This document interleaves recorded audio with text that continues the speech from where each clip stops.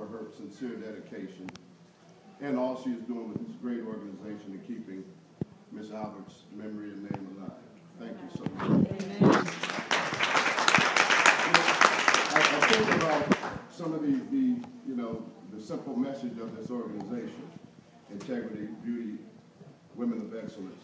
And it's a simple but powerful message of loving, sharing, and caring.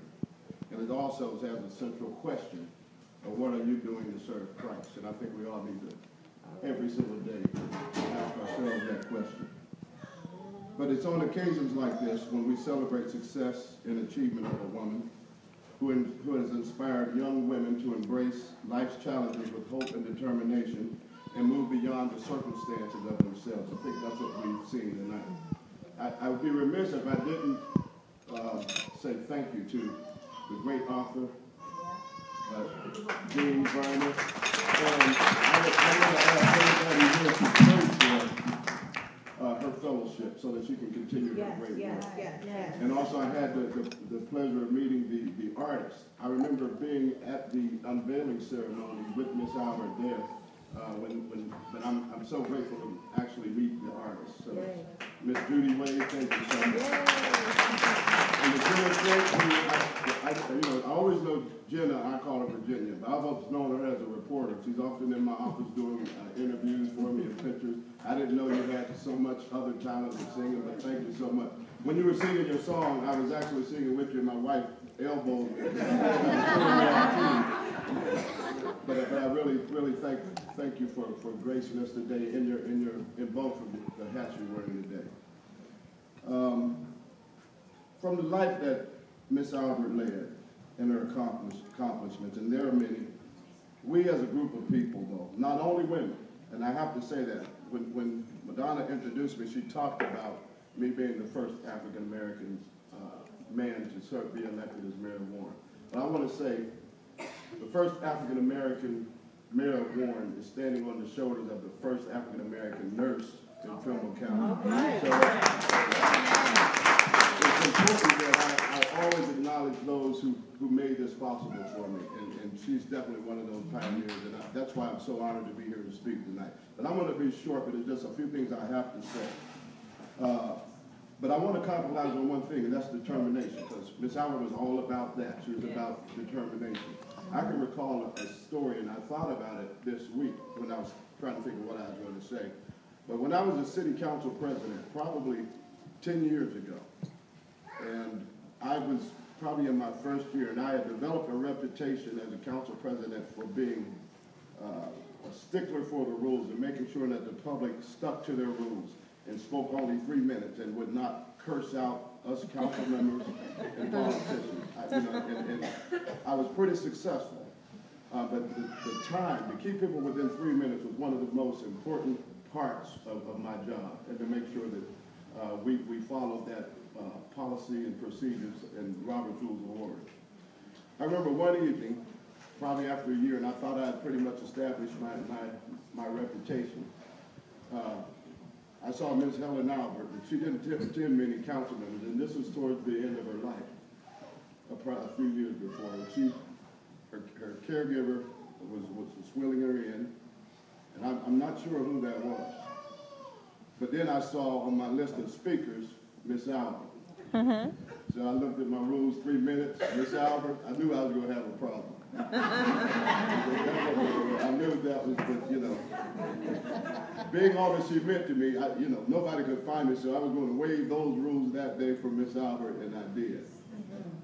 Miss Albert had a real legitimate concern and beef for the city, with the city. And it was regarding some of the property that she saw some sunshine houses being built in. And she said, that's my property building one. I didn't know, but I believed her. But I needed some proof. But she came and she made her argument. She spoke for about 15 minutes. And I said, well, I had the law director and the auditor there, and myself, and the safety director and mayor. So I said, we're going to stay after and talk to Miss Albert about her issues. Well, I will say, first Miss Albert told us how great we were and how men and women of Christ, that she prayed for us. And then she in her own tactful way, lit into us. All right. And at the end of that meeting, we were writing a $23,000 check for Miss Allen. But that goes to it speaks to her life, and it speaks to her, what I call her cornerstone, which was determination. And I think we all can learn a lesson from that. Miss Albert had a dream, a vision and a desire which equals determination. She had that desire to be a nurse. So even with adverse problems in her way, she was determined to see her dream and visions come to pass. And we all should have something that we, as a community, are determined to do, determined to become, determined to make a change, determined to help someone else out. Miss Albert didn't allow her childhood circumstances or the circumstance of her time affect her determination. I've learned in 20-something years in public service and public life that success is measured not so much by the position that one has reached in life as by the obstacles which he or she has had to overcome while trying to succeed. I think that's the greatest measure of success. So how can we measure the success of today's honoree? And I want the young people to listen to this. 91 years ago, Miss Albert was born today. 1921, in the midst of poll taxes, Jim Crow laws, separate but equal clauses in the Constitution. How can one rise? How can one overcome in that environment, in that climate? How can one succeed and keep a dream? Let alone succeed, just keep a dream. Keep hope alive in the midst of that. She was born in the rural South when blacks could only pray that their children would be allowed the opportunity to climb above their presumed lot in life. How will one succeed? And I know I have children, they often think that life is so tough. Life is so hard. How can I make it? Well, think about the climate that Miss Albert had to achieve and climb and deal with her own dreams and development. She actually took those obstacles and made them stepping stones. From the moment that she arrived on this earth, 91 years ago to the day, the odds were against her. At that time when she was born, 1 out of every 3 black children lived at the bottom of the poverty level. 1 out of every 5 black children died before his or her first birthday. Talk about odds. And 4 out of 10, every 10 black children didn't graduate from high school. Miss Albert defied the odds by living past the age of 1. Rising above poverty, she graduated, as we found out, from Warrior Negro High School, and then going on to Norwood School of Nursing in Alabama to obtain her nursing degree. After removing these major obstacles from her, quote, she can't do it list, she went on to become a pioneer and a trailblazer for women and African Americans. And she was my pioneer and my hero.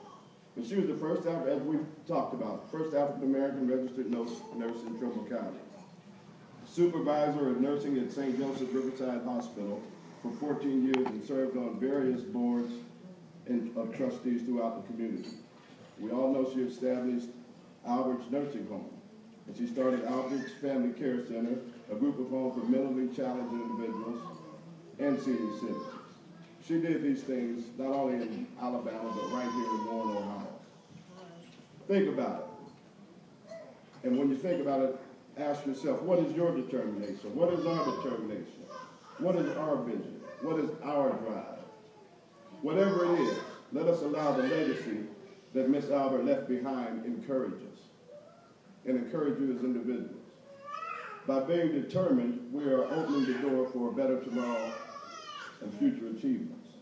I want to tell you, as mayor, as mayor of Warren, Ohio, I have a determination to make sure that our city is a place that we all can feel good about living in and to make a difference in this city.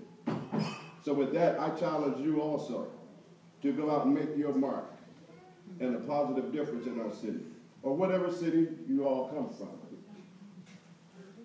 Respect yourselves, and I really say this to our children and our youth, because you have to give respect to give it. That's right. Amen. Respect all that you come into contact with, the way Helen Albert did. Become a model for our youth, who will be the leaders of tomorrow, the way Helen Albert did. Show your positive determination to all, the way Helen Albert did. Use your passion, values, and inspiration to lead us, the way Helen Albert did. I want to share with you a story in closing. It's called the Starfish Story. Some of you probably have heard it. A young girl was walking along the beach upon which 1,000 starfish had been washed up during a terrible storm. When she came to each starfish, she would pick it up and throw it back into the ocean. And people just watched her with amusement. She had been doing this for some time when a man approached her and said, "Little girl, why are you doing this? Look at this big beach. You can't save all these starfish. You can't begin to make a difference." The girl obviously seemed crushed hearing this from an adult, and she was deflated. But after a few moments, she bent down, picked up another starfish, hurled it as far as she could into the ocean. Then she looked up at the man and replied, "Well, I made a difference to that one starfish." The old man looked at her inquisitively and thought about what she had done and said, and he was inspired. So he joined the little girl, throwing the starfish back into the sea. Soon others joined, and all the starfish were saved. So the moral of that story is, keep your dreams alive. Understand to achieve anything requires faith and belief in yourself, vision, hard work, determination, and dedication. Remember, all things are possible for those who believe. Right? Right. Yes. Keep pursuing, keep pressing, keep praying, and stay determined, just like Miss Albert did. Thank you very much. Thank you.